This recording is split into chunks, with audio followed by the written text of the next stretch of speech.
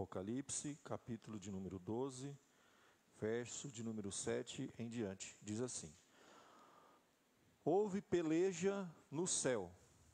Miguel e os seus anjos pelejaram contra o dragão. Também pelejaram o dragão e seus anjos. Todavia não prevaleceram, nem mais se achou no céu o lugar deles. E foi expulso o grande dragão, a antiga serpente, que se chama Diabo e Satanás, o sedutor de todo mundo. Sim, foi atirado para a terra, e com ele os seus anjos. Então ouvi grande voz do céu, proclamando: Agora veio a salvação, o poder, o reino do nosso Deus e a autoridade do seu Cristo. Pois foi expulso o acusador de nossos irmãos, o mesmo que os acusa de dia e de noite, diante de nosso Deus.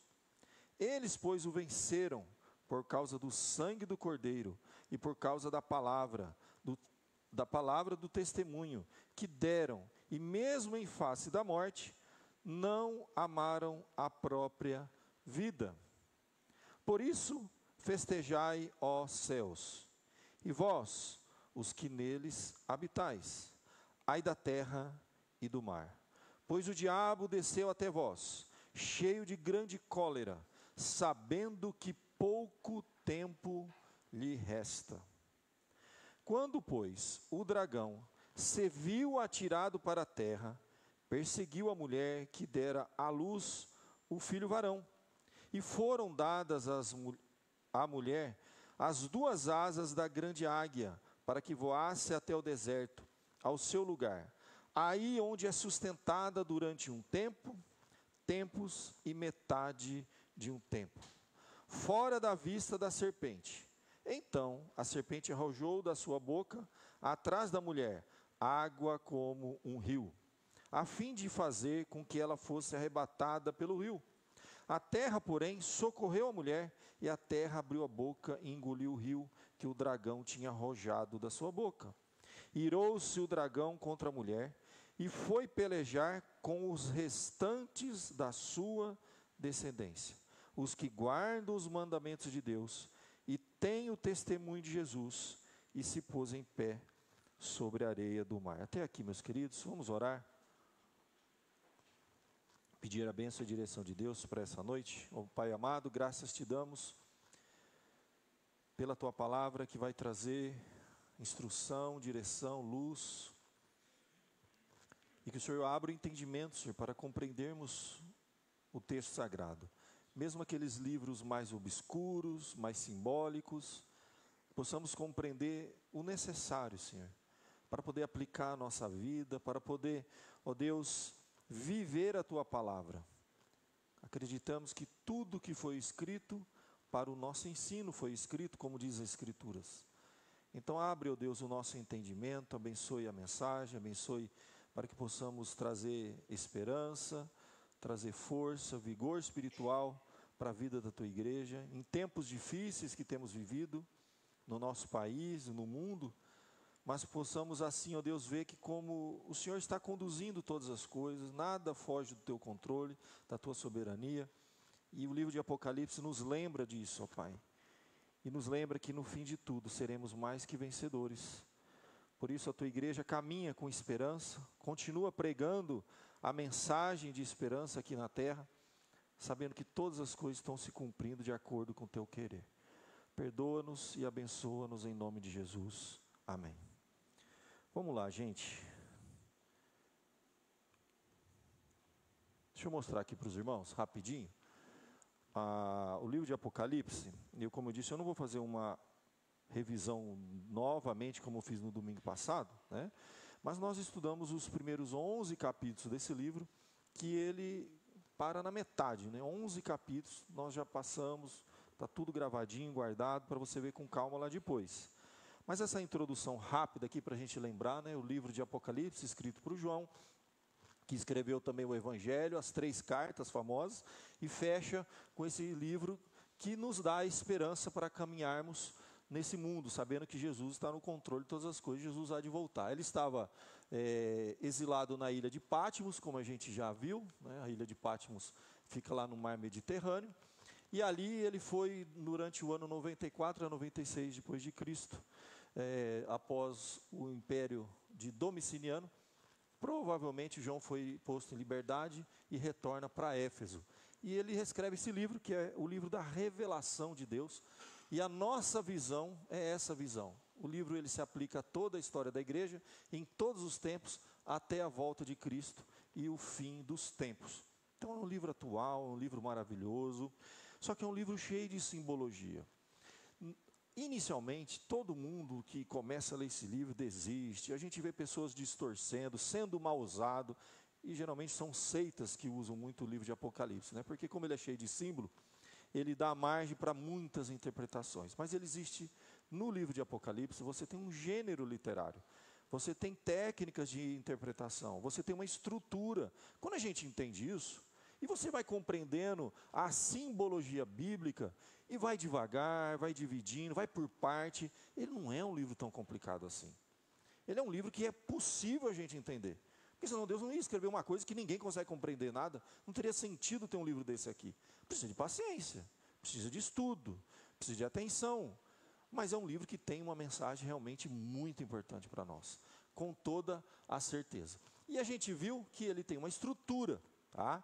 A gente viu que nós paramos aqui, no capítulo de número 11, as 3 primeiras sessões. Comentamos, repito, esse livro, ele praticamente traz a mesma história, a história de redenção, da vinda de Jesus, da redenção do seu povo, do começo, meio, fim, em 7 sessões diferentes, e cada uma dessas sessões usa simbologia própria.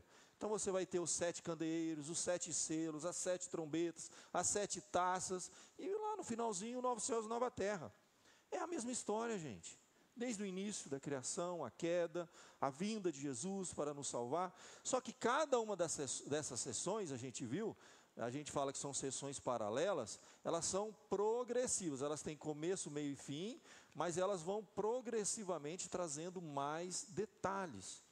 A gente comentou domingo passado, quem estava aqui lembra, que os primeiros 11 capítulos nos mostra a perseguição que a igreja vive, a tribulação que a igreja vive na terra, de ordem mais física.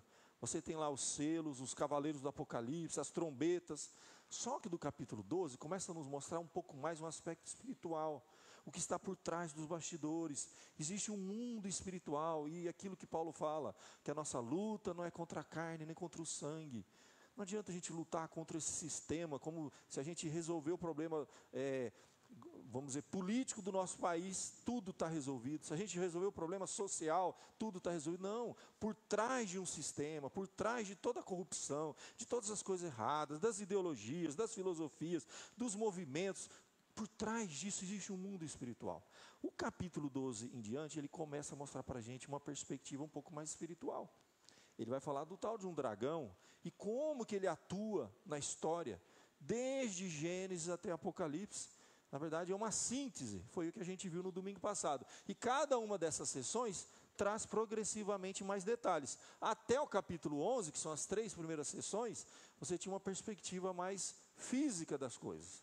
Do capítulo 12 em diante, uma perspectiva um pouco mais espiritual. A gente viu então a primeira sessão, 7 candeeiros, referência às 7 igrejas. A segunda sessão, os 7 selos, é aqui que falou dos cavaleiros de Apocalipse. Cada um desses selos tinha uma orientação para nós, a igreja avançando aqui na terra. E por fim, as famosas 7 trombetas. Caminhamos aqui ao longo de meses estudando com a igreja, cada uma dessas trombetas, né? E fechamos a última trombeta, que era o juízo final, que seria precedido de uma grande tribulação contra a igreja de Cristo na terra. Fala do anticristo, a besta que surge do abismo, e que ele vai prevalecer durante um período. O mundo vai comemorar, mas em seguida a igreja vai ser arrebatada e virá o fim, quando a 7ª trombeta é tocada e você tem o juízo final. Começamos domingo passado a falar um pouquinho sobre essa história do dragão, da mulher e da criança. Que coisa, dragão, mulher, criança, símbolos, gente, é apenas representação, uma figura de linguagem, para a gente poder desvendar o símbolo, você entende o livro. Não vamos assustar. Se você não entendeu, vai lá, assiste os outros vídeos, entendeu? Caminha, lê o material que eu tenho mandado lá nos grupos, você vai compreender, não é uma coisa de outro mundo. Quando a gente entra nessa sessão, a gente viu que ele estava tendo visões. Desde o primeiro capítulo, são visões que ele tem. Ele vai ver uma mulher, ele vai ver depois dessa mulher um dragão, né? Um dragão. Essa mulher tem alguns detalhes. Diz que ela estava grávida, com dores de parto, né? Sofrendo para dar à luz. Esse dragão nos é dado alguns detalhes, que no domingo passado nem entrei nesses detalhes, mas, por exemplo, quando fala lá que ele tem cabeças, chifres, quando a gente olha a simbologia bíblica, poderíamos entrar nas minúcias, nós vamos ficar aqui anos. Chifres sempre representa na Bíblia poder, força. Então, esse dragão, que é representado aqui, é o inimigo espiritual, ele tem um poder que foi dado a ele. Quando fala de cabeça, é capacidade do quê? De liderança, de organização, de inteligência. Ele tem uma hierarquia. É tudo aquilo que a Bíblia já fala. Que Satanás, ele tem, sim, os sofismas, ele é inteligente, ele sabe trabalhar, ele é estratégico, entende? Então, está dando característica desse dragão. E a gente viu, no domingo passado, claramente, que esse dragão representa Satanás. A terça parte das estrelas do céu representa os anjos que seguiram esse ser espiritual, que ele é um tipo de um arcanjo, ele lidera um grupo. Então, 1/3 dos anjos seguiram Satanás.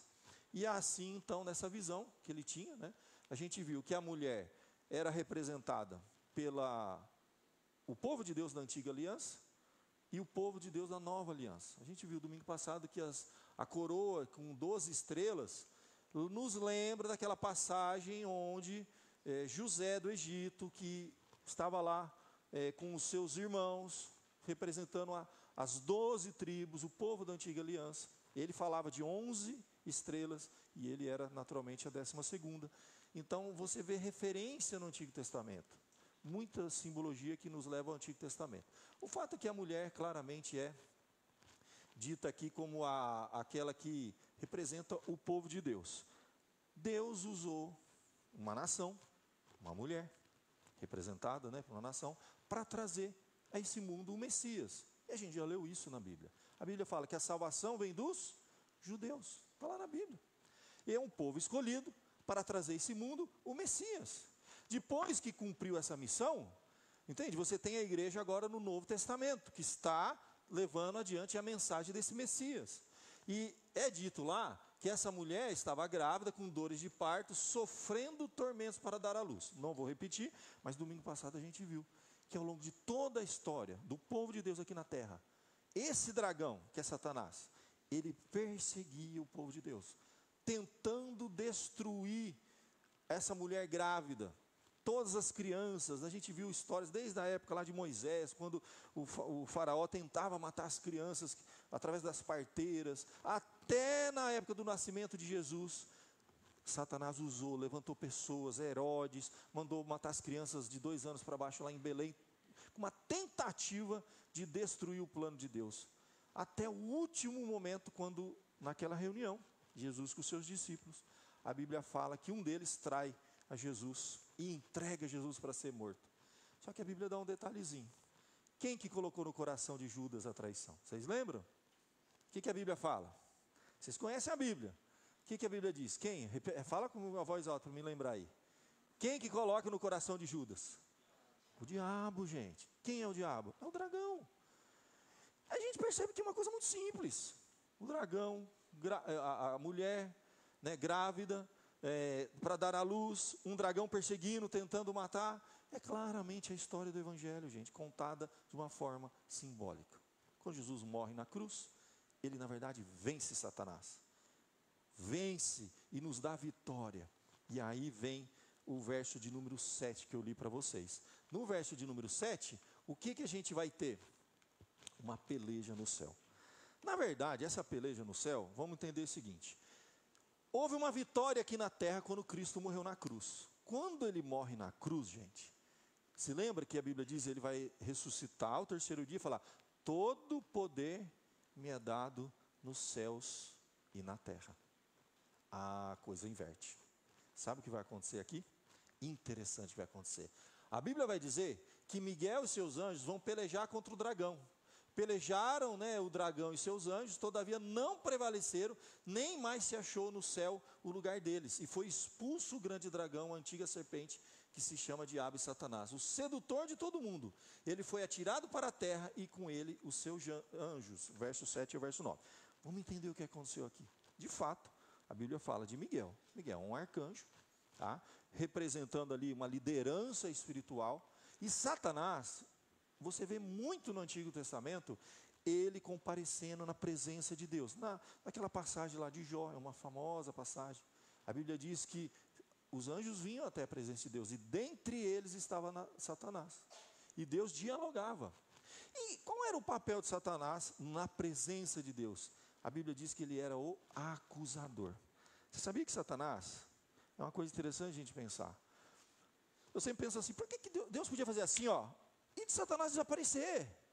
O Senhor Todo-Poderoso, Satanás é um anjo caído, gente. Ele não tem poder nenhum para nada. Você já assistiu aqueles filmes em que o policial, ele é justo, ele é correto, e ele sabe que o bandido está fazendo coisa errada, ele sabe que quem é o criminoso, mas ele não age fora da lei. Vocês já assistiram esse filme de Hollywood? É muito comum, né? A gente fica nervoso, a gente fica ansioso, mas é óbvio que ele vai lá e pega ele, dá um tiro nele, faz... Não, ele quer achar uma prova, ele quer seguir o trâmite, ele quer que o bandido seja julgado, seguir todo o processo, ele vai ter que ser acusado, vai ter que ter uma prova, ele vai perante o júri. Então, imagina, gente, se num filme, quando a gente assiste, a gente vê, às vezes um policial ou um sistema, que é justo, que é correto, que quer fazer as coisas dentro da lei, mesmo diante de um criminoso mau, e às vezes que não se safa, ele faz, acontece, até que finalmente eles conseguem uma prova, aí eles vão perante o tribunal, aí ele vai ser julgado, fazer tudo de acordo com a lei. Vamos imaginar, Deus, ele é justo, gente, Deus não age fora da lei. Então, Satanás está simplesmente seguindo todos os trâmites para uma condenação. É um processo lento, que começou lá na eternidade, dura milhares de anos, mas tudo que tem que acontecer com o diabo está acontecendo. Porque a gente fica assim, mas como que Deus permite? O Satanás está aqui fazendo o que quer, como Deus? Calma. O texto que a gente leu aqui é muito claro isso.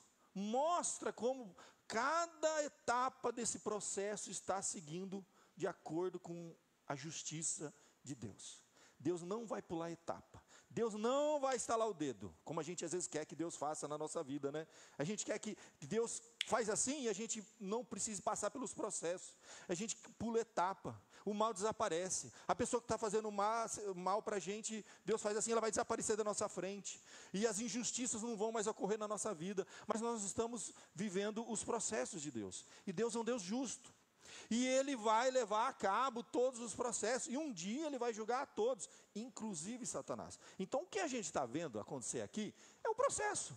Era necessário primeiro que Jesus morresse na cruz, literalmente, dentro da história. Ele se fez carne, habitou entre nós, viveu durante 30 anos, Satanás lá no céu, acusando a gente, fazendo e acontecendo. Com 30 anos, Jesus começa o seu ministério. Por 3 anos ele é perseguido. Satanás em cima de Jesus, tentou Jesus no deserto, fez de tudo. Até o finalzinho, quando Satanás coloca no coração de Judas para ele trair a Jesus. Jesus é traído, é morto, ressuscita. Quando ele ressuscita e sobe aos céus, aí vem a próxima etapa. Aí é uma peleja no céu.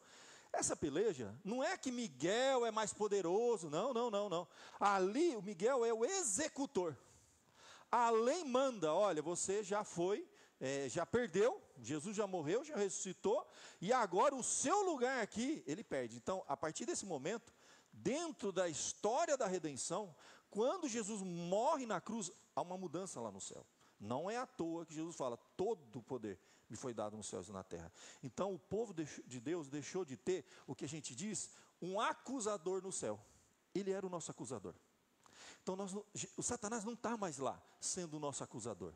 Porque no momento que Jesus morreu na cruz, é tirado do céu um acusador, e quem que é colocado lá? Um advogado. É o que o Evangelho diz, agora nós temos um advogado. Imagina, você tinha antes o diabo sendo o acusador, e não tinha um advogado lá. Foi necessário milhares de anos, até que Jesus nascesse, o filho da mulher, de acordo com o Apocalipse, morreu na cruz, ressuscitou, levanta, ele diz, todo o poder me foi dado nos céus e na terra. Agora sim, Satanás é expulso. Então muda a situação. Ele vai para uma nova etapa agora. No processo até que ele finalmente seja condenado.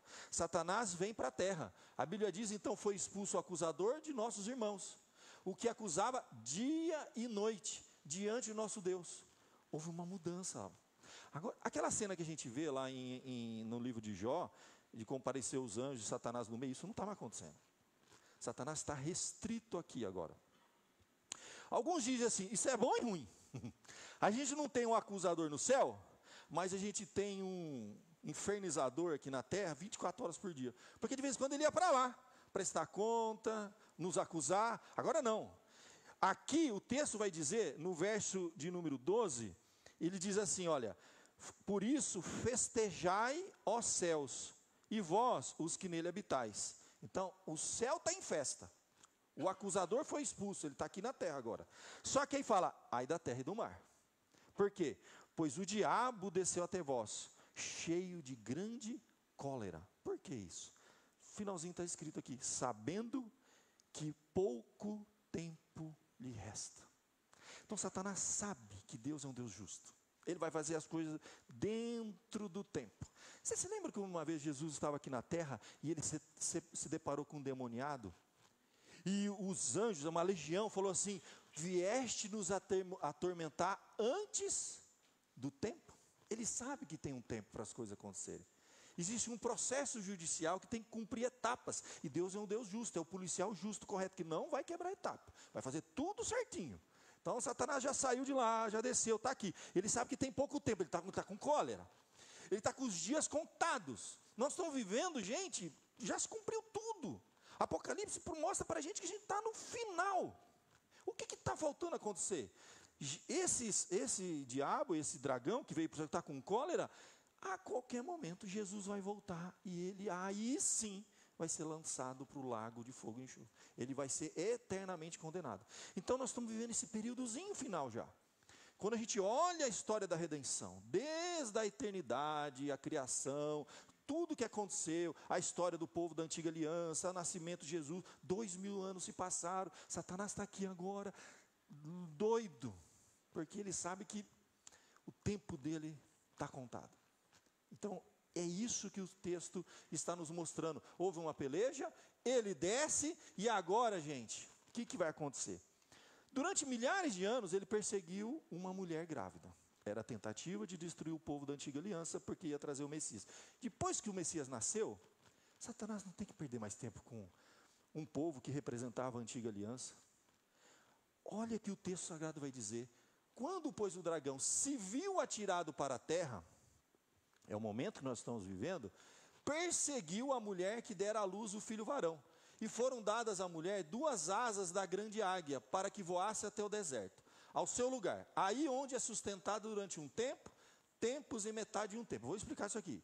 Fora da vista da serpente. Irou-se o dragão contra a mulher e foi pelejar contra os restantes da sua descendência, os que guardam os mandamentos de Deus e têm o testemunho de Jesus, e se pôs em pé sobre a areia do mar. Então vamos imaginar o que foi que aconteceu. Na morte de Cristo, Satanás desce com os anjos aqui. Ele persegue ainda o povo de Deus que estava ali misturado, representado com o povo da antiga e da nova aliança. Naquele período, logo após a ressurreição de Cristo, houve a destruição de Jerusalém, muitos foram mortos. Ele fez o inferno que ele podia fazer aqui na terra. Só que aí agora, meu querido, o filho já nasceu, já morreu, já ressuscitou, já todo o poder foi dado. Quem é que vai continuar aqui na terra cumprindo a missão de Deus aqui na terra?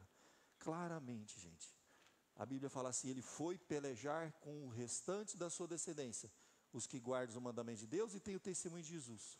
Quem que testemunha Jesus aqui na terra? É a igreja. Então Satanás, o que ele pode fazer agora? Ele não tem poder sobre a igreja. A Bíblia diz que as portas do inferno não vão prevalecer contra a igreja. Então Satanás não tem poder, ele não tem poder de te mandar para o inferno, ele não tem como mudar a história está caminhando independente dele.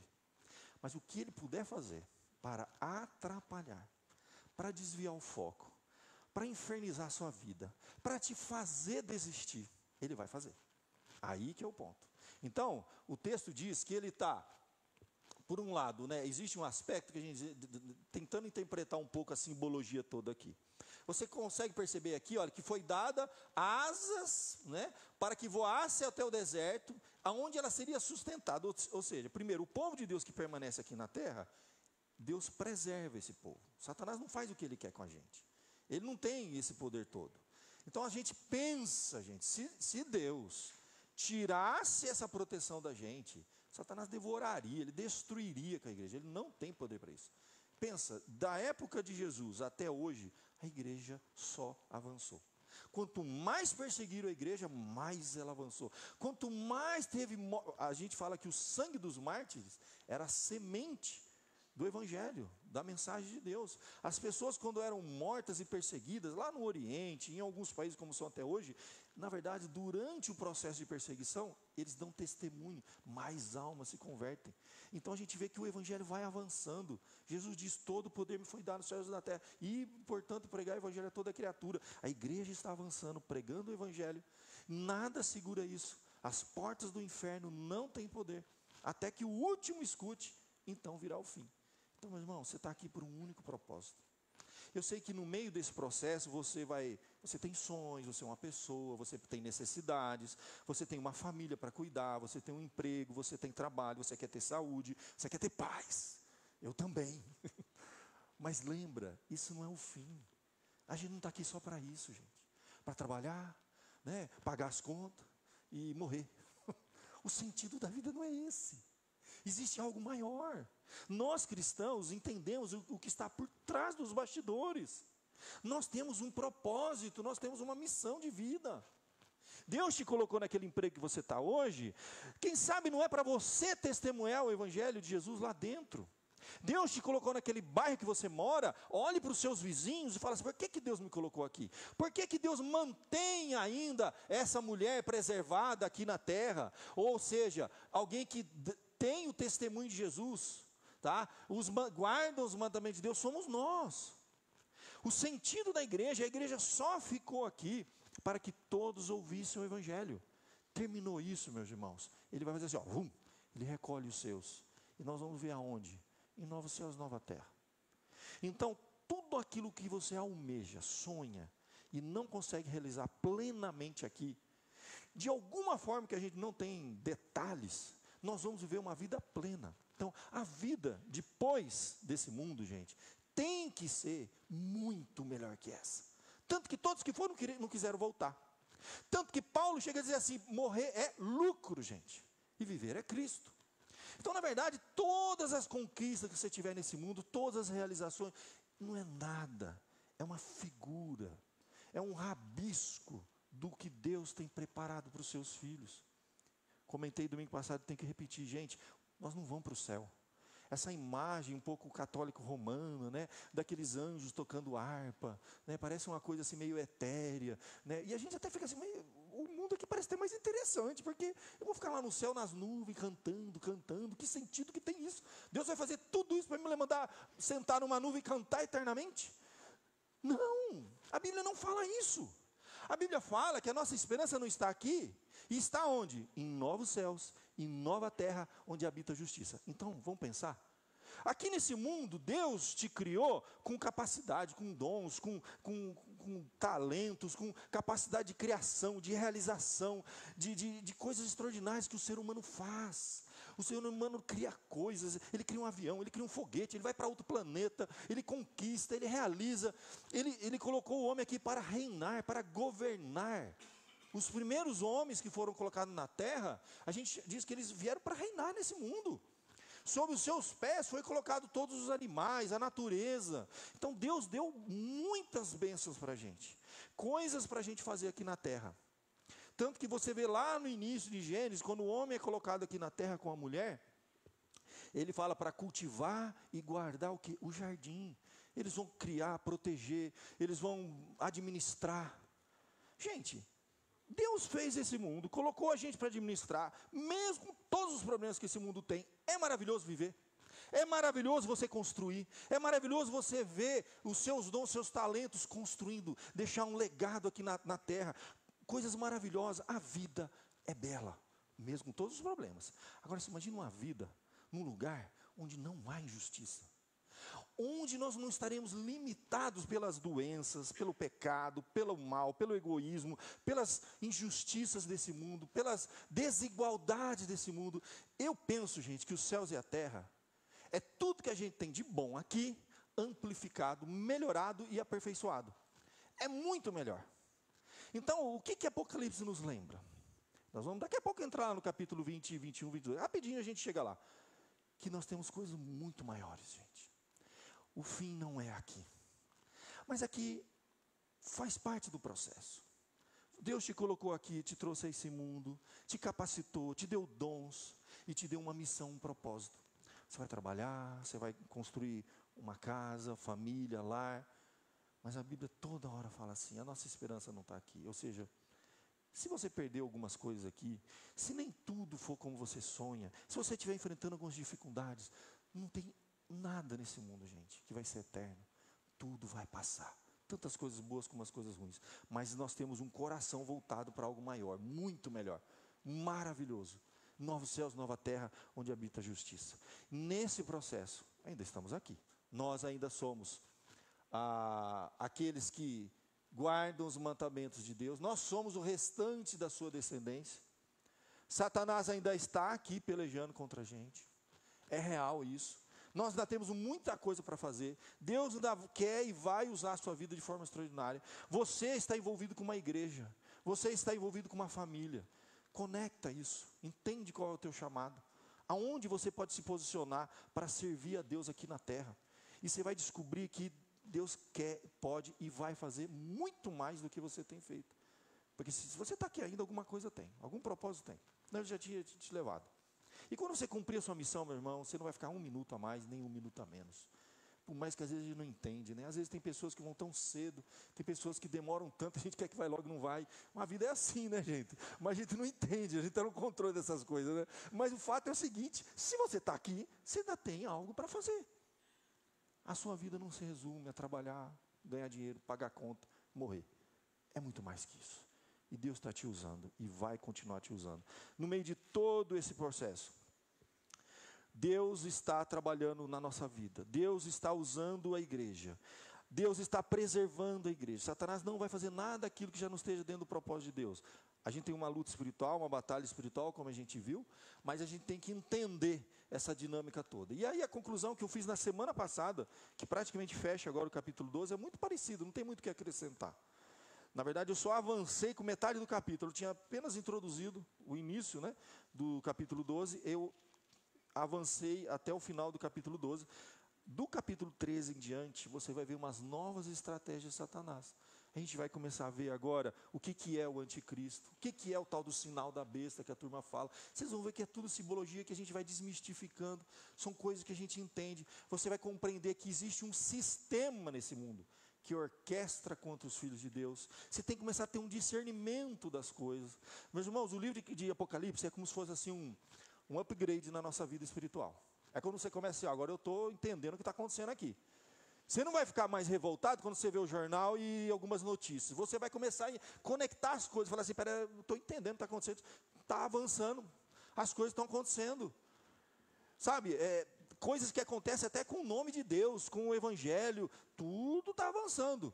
E a gente vai se definir de que lá nós estamos. Nós vamos nos aproximar cada vez mais daquilo que Deus quer. A Bíblia diz que no fim dos tempos vai acontecer exatamente isso. Quem está limpo, limpe-se mais ainda. Quem está sujo, suje-se mais ainda. Vai haver um divisor de águas. Não vai ter meio termo. Não vai dar mais para ficar em cima do muro. A gente vai ter que começar a se posicionar do lado de Cristo. Não tem como misturar, gente, dragão com mulher. Não dá para ficar com o pé em cada canoa. As pessoas vão ter que se decidir. Entende? De que lado nós estamos. Porque o mundo vai avançar. E a história que Deus escreveu está se cumprindo uma a uma. Nem tio, nenhuma vírgula vai cair por terra. Vai tudo se cumprir do jeito que Deus colocou aqui. Para a gente concluir e aplicar para a nossa vida um pouquinho. Os primeiros 11 capítulos a gente já disse. vemos a perseguição contra o povo de Deus de forma visível ao longo da história. Agora, gente, a gente começou a ver uma perspectiva espiritual. O tal do dragão, a forma que ele trabalha, e do capítulo 13 em diante, se você com calma for ler na sua casa, você vai ver a tal da besta, né? A besta que emerge do mar, a besta que emerge da terra, como que as coisas vão acontecer, tá? Então você vai caminhar aqui uns 4 capítulos, você vai ter os flagelos, a gente vai entender umas coisas aqui muito interessantes. E o dragão, né, Satanás, persegue a mulher, o povo de Deus, mas Deus vai preservar a descendência do povo de Deus, até o nascimento do Messias Jesus, que já se cumpriu, e até a sua segunda vinda. Gente, a gente não vai colocar data, a gente não tem essa filosofia, obviamente, algumas seitas tentam fazer isso, todos que fizeram se deram mal, mas está ficando claro para a gente, que muitas das etapas aqui já se cumpriram. Não tem muita coisa para acontecer, só falta uma coisa para acontecer. Nós vamos ver depois o anticristo, a besta que emerge, vamos ver tudo isso aí acontecer. O que tem que acontecer? A igreja tem que cumprir a sua missão, pregar o evangelho, e Jesus voltar. Só existe isso que tem que fazer. A nossa preocupação vai ser única e exclusivamente essa. Você está aqui nesse mundo para pregar o evangelho. Falar assim: Senhor, me dê saúde para pregar o evangelho, me dê condições financeiras para sustentar minha família e poder pregar o evangelho. Me dê capacidade de levar meus filhos, minha família, para a igreja, para Cristo, para que a gente testemunhe o evangelho. Porque nós estamos aqui para isso. Testemunhar o evangelho, até que Jesus volte. Só falta isso. Não tem mais nada, gente. Nós estamos na reta final. Reta final, gente. Daqui para frente a gente vai ver coisas acontecer. Eu não duvido que o nosso país passe por um processo de mudança de leis, de restringir a ação da igreja, de repressão. Não duvido, não. Isso vai acontecer no mundo, gente. Isso que a gente está vendo acontecer lá na Nigéria, que está tendo uma perseguição absurda contra os cristãos, né? Isso aí, gente, é uma coisa que vai no fim dos tempos acontecer. O que está acontecendo ali não é brincadeira.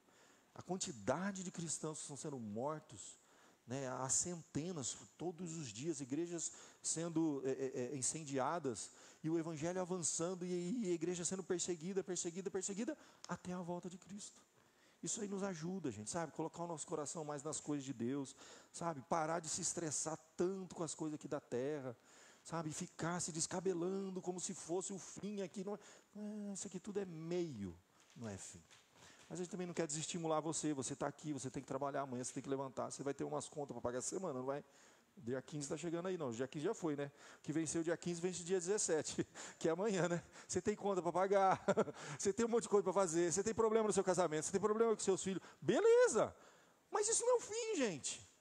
Senão a igreja vai virar um lugar de autoajuda, que a gente vai ficar resolvendo uma meia dúzia de probleminha familiar, probleminha no trabalho, probleminha de saúde. Aí semana que vem começa de novo, problema familiar, problema no trabalho, problema de saúde. Outra semana de novo. Gente, isso não é o fim. Isso é fruto de um mundo caído, de um mundo que sofre. Nós vamos ter que aprender a viver. E apesar de todos esses problemas, nós temos a alegria de viver. É maravilhoso viver nesse mundo. Vai ser a única vez na sua existência que você vai poder testemunhar a Cristo no mundo caído, imperfeito. Como eu ouvi certa vez um pastor dizendo, ele tinha passado por um luto, e no domingo seguinte ele estava na igreja louvando a Deus, e foram questionar ele, falou assim, é a única vez na minha existência que eu vou poder louvar a Deus na dor, porque um dia não vai ter mais dor, não vai ter mais sofrimento. Você só vai ter uma experiência de orar, e pedir para Deus curar suas enfermidades, resolver os problemas na sua casa, aqui, gente. Vai chegar um dia que tudo isso que é ruim vai desaparecer. Então Deus nos deu o privilégio de viver num mundo caído, imperfeito, mas estar com Ele, ser sustentado por Ele, ver o livramento dEle, ver as mãos dEle conduzindo a nossa história, cuidando da nossa família, enfrentar lutas juntos, né? Na dor, na alegria, na tristeza. Casar, gente, a Bíblia diz que o casamento é o quê? Na alegria, na tristeza, na saúde, na doença, na riqueza, está lá. Então é a única vez na sua existência que você vai passar por essas dificuldades com Deus ao seu lado. Você vai partir desse mundo e você vai para um outro melhor que esse, e que não vai ter nada disso. A gente não vai ter saudade, com certeza não, mas sirva a Deus aqui. E isso tem um significado, um peso eterno. Honrar a Deus na dor, no sofrimento, não, vamos falar assim, desistir, né, mas perseverar confiando em Deus, servindo a Deus, testemunhando a Deus, mesmo no mundo caído, enfrentando os problemas que você está enfrentando, isso vai só aqui, é agora só. Nunca mais isso vai acontecer. E isso vai acabar um dia. Não é eterno. Todo o sofrimento que você passar nessa vida vai ter fim. Você olha para ele e fala assim, ó, isso aqui tem começo, tem meio e tem fim. Eu não vou desistir por causa de algo temporário, sendo que eu tenho uma esperança de coisas eternas. Isso vai te dar força para enfrentar essa vida e viver. E eu quero tornar essa mensagem de Apocalipse algo prático para você. Falar das coisas eternas não é para me esquecer da vida aqui e ficar pensando nas coisas eternas, que é um movimento que surgiu na era cristã, que é chamado pietismo. Pessoas que viviam com a mente lá na eternidade, mas esqueciam das coisas aqui no presente. Não, meu irmão, você tem responsabilidades aqui, você tem conta para pagar, você tem filho para criar, você tem que amanhã acordar cedo e trabalhar. Mas ande com o pé no chão, mas com os seus olhos na eternidade, e você passa firme aqui. Aconteça o que acontecer. Nós somos, como eu disse no domingo passado, mais que vencedores. Você está com dor? Venha louvar a Deus com dor. Está com preocupação? Traga a sua preocupação na presença de Deus. Você tem desafios? Coloque eles na presença de Deus, sabendo que isso aí tem começo, meio e fim. Nenhum mal vai prevalecer na sua vida, nada. Tudo vai uma hora, Deus vai tirar. E um dia ele fala, nós vamos experimentar o quê? A Bíblia fala, Apocalipse 22, Ele enxugará dos nossos olhos toda lágrima. Não haverá mais pranto, nem luto, nem doença, nem dor. Um dia Ele vai enxugar dos nossos olhos toda lágrima. Por enquanto não é luta. Levanta a cabeça e firma os pés em Cristo e vamos para frente, amém? Vamos fechar os nossos olhos enquanto o louvor vem à frente. Vamos orar, vamos falar com Deus.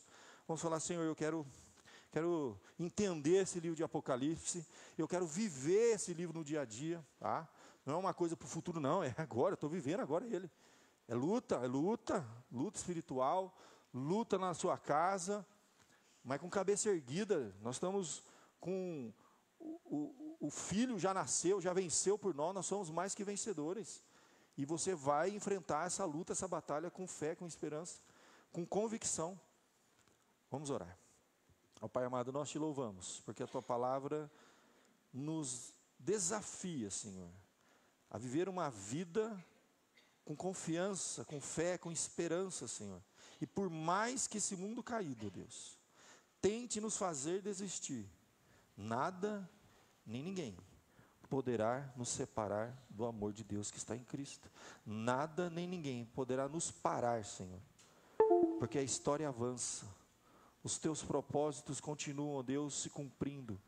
E nós temos uma missão, ó Pai, enquanto aqui estamos, de servir o Senhor Jesus nesse mundo, hoje, aqui e agora. Com a nossa vida, com a nossa família, com nossos dons, com nossos talentos, com as bênçãos humanas, temporárias, materiais, que o Senhor nos dá. Usando, Senhor, todos os nossos dons, os nossos recursos, as oportunidades, para glorificar o Teu nome, para testemunhar o Teu nome. Nós somos o restante da descendência que ficou aqui, para testemunhar o nome de Cristo.